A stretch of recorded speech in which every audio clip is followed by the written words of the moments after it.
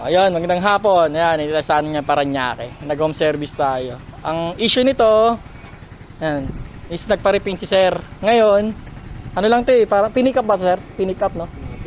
Pick up delivery to, yung pagka-repaint nito. Ngayon, pagbalik dito, ang nangyari is wala nang signal light, naka-check engine.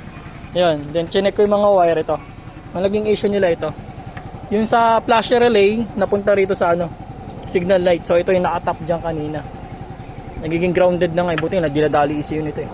Tapos nilipat ko yun, nag-okay na. So nireset ko rin yung check engine, yan okay na. Nawala na rin, ayun. Tapos ayan, nagano tayo.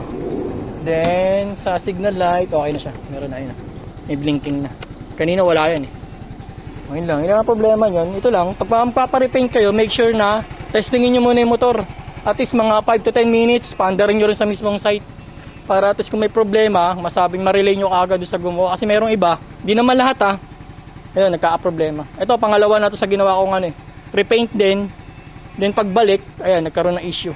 Merong hindi na ibalik ng tama. Yung isa nga, mas malala yung una eh. Pero ito, kahit paano, lang basic lang yung nangyari.